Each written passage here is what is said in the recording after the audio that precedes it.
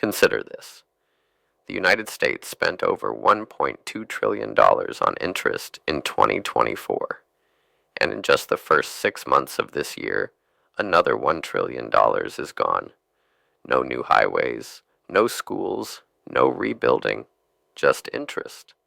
America is borrowing to service past borrowing, and the tab keeps rising. At the same time, Donald Trump is pushing for peace with Russia loudly. Why now? How does a deal with Moscow connect to a widening budget strain at home?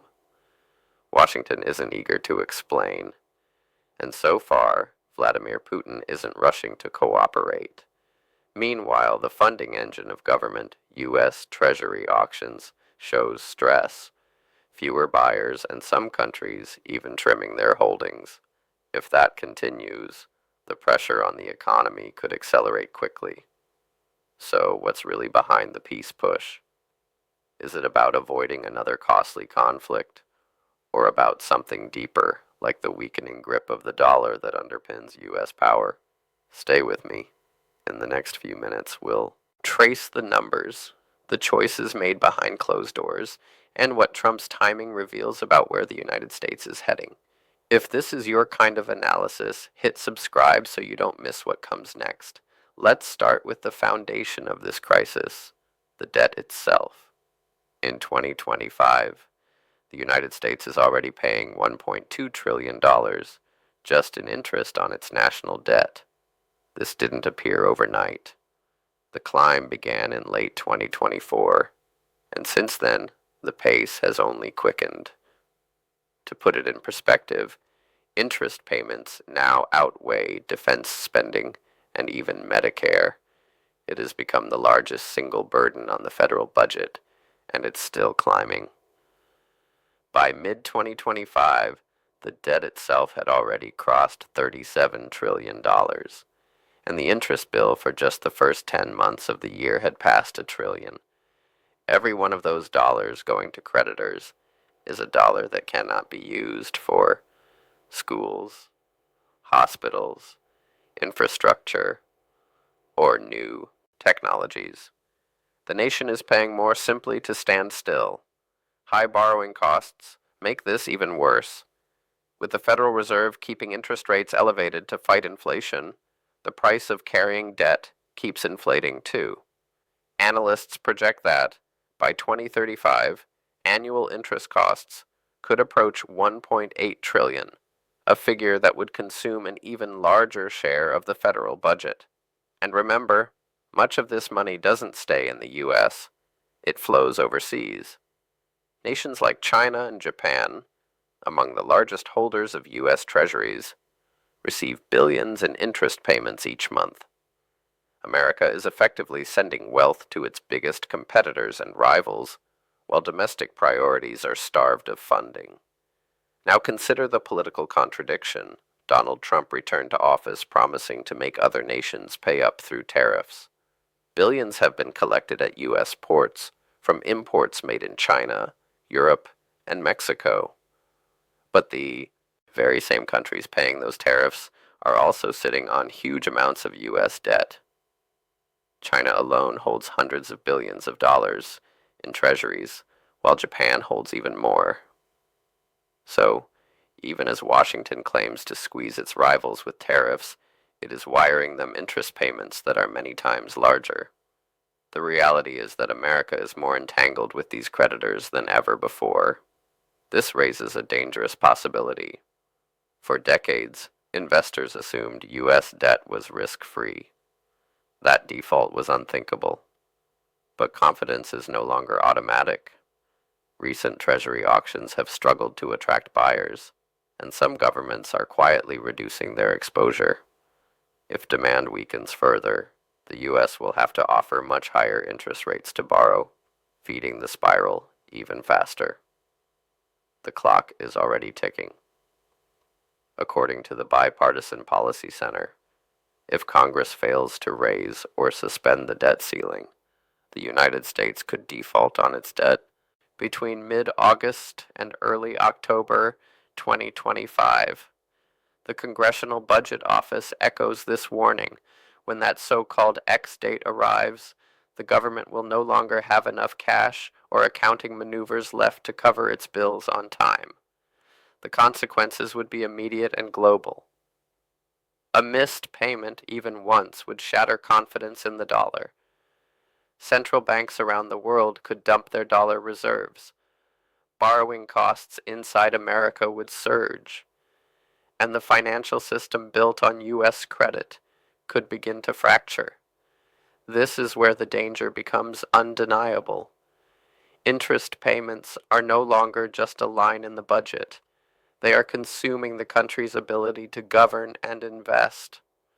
Unlike other programs, they cannot be cut.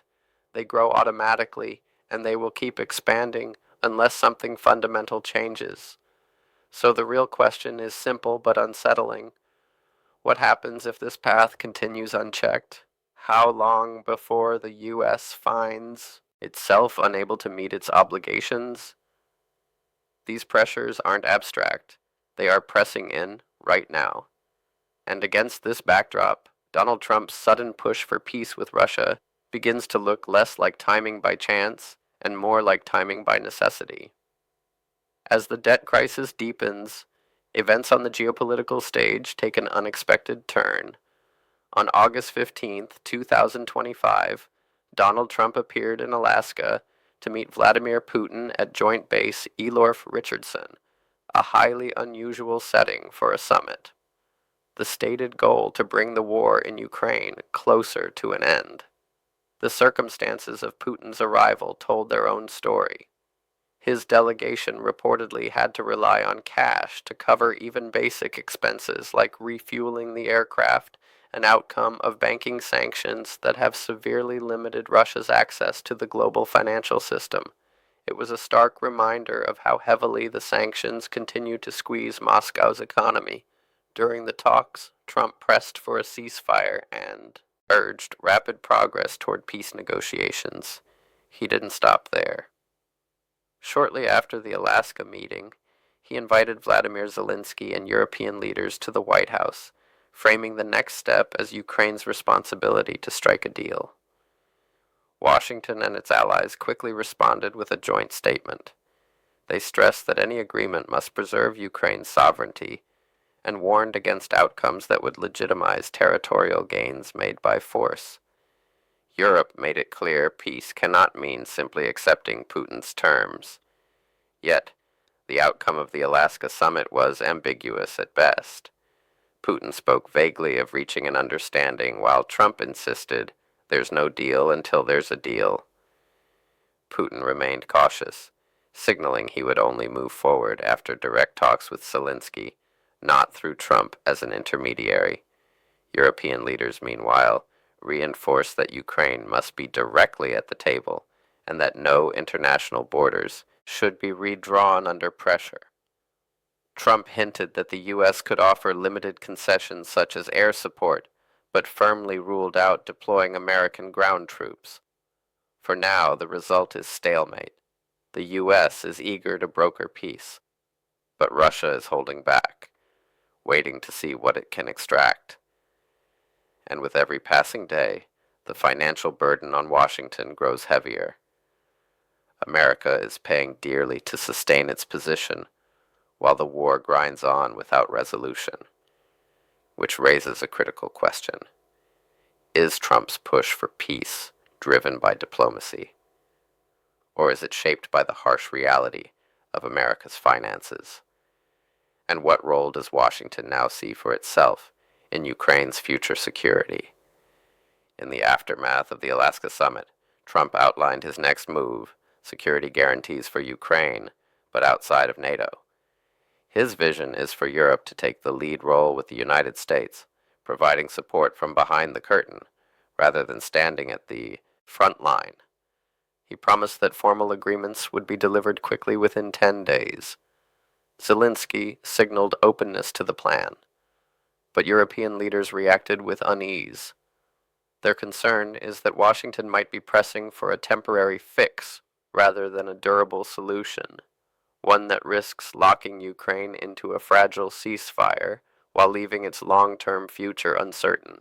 So, the picture remains divided. The U.S. insists it will stand behind Ukraine's security, but only in a more limited capacity. Europe, wary of being left with the heaviest responsibility, hesitates. Ukraine itself continues to hold firm, unwilling to settle for terms that could weaken its sovereignty. All the while, the economic clock in Washington keeps running, interest payments pile higher, treasury auctions struggle, and the financial pressure does not let up, which raises the possibility that Trump's urgency for peace is not just about ending a war, but about buying time for America's strained finances. And that shift in priorities is being felt most sharply across the Atlantic, where European allies are beginning to wonder what Trump's strategy really means for them. The consequences of Trump's peace now push aren't confined to Washington. They're reverberating across Europe. Leaders in Poland, Germany, and the Baltic states, who depend heavily on U.S. backing against Russian aggression, are watching with unease. For them, the prospect of Washington pressuring Ukraine into a weak settlement raises a frightening possibility. Being left to face Moscow without America's full support, the concern is serious enough that EU leaders have already convened emergency meetings to discuss whether defense spending must be ramped up far more quickly. The fear is that the U.S. may no longer be the reliable partner it once was, forcing Europe to prepare for scenarios it hasn't faced in decades. And this debate comes at a time when Europe is already under heavy strain. Energy markets remain volatile after the collapse of Russian gas supplies. Inflation continues to erode household budgets, and public discontent is bubbling into political unrest. For governments already struggling to hold the line domestically, the thought of footing a larger defense bill while the U.S. steps back is unsettling. In America, Trump's peace rhetoric plays well to war-weary voters who want the conflict to end.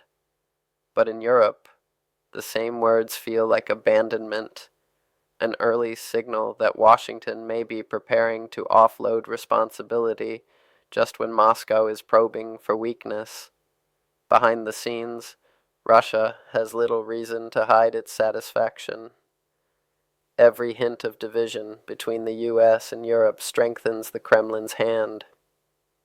As Washington battles over debt ceilings and record-breaking interest costs, Moscow can afford to wait, watching for those cracks to widen even further.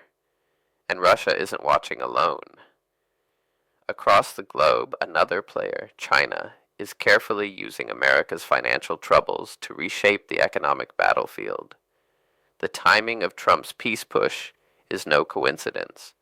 Both Russia and China are already moving to exploit America's financial strain. Beijing has been quietly reducing its U.S. Treasury holdings while expanding trade in yuan with partners in Africa, the Middle East, and Latin America. Moscow, in turn, is championing BRICS as an alternative to the Western-led financial order. The signal is clear. Confidence in America's financial strength is no longer absolute. Each uptick in U.S. interest costs erodes Washington's leverage. Russia sees an opportunity. If America steps back from Ukraine, Europe is left to face Moscow largely on its own. China sees another path forward. If America's credit rating keeps slipping, the UN can be offered as a stable alternative in global trade. The more the U.S. appears divided and weighed down by debt, the more its rivals believe they can simply wait out its strength. Trump's calls for peace then are not only about diplomacy. They send a message to America's adversaries. The U.S. may not have the resources for prolonged confrontation, and that perception carries risks that stretch well beyond Ukraine.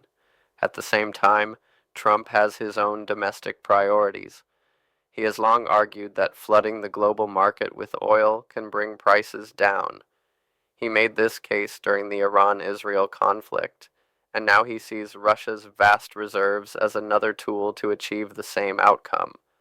If sanctions ease after a peace deal, Russian oil and gas could flow back into world markets. That means cheaper fuel at the pump, lower transportation and production costs, and relief from inflation. Benefits that Trump could present as proof his foreign policy directly delivers for American families. The politics are obvious. If gas prices drop, Trump can claim victory not only abroad, but also at home, reinforcing his promise to put Americans first. Yet, behind that narrative lies a deeper reality.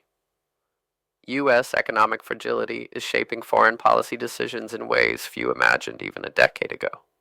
So, here's the bigger question. If America is steering its global strategy around debt and oil, what does that say about the future of U.S. leadership in the world? Is this a temporary adjustment or the beginning of a fundamental shift in power? Think about that. And if you want,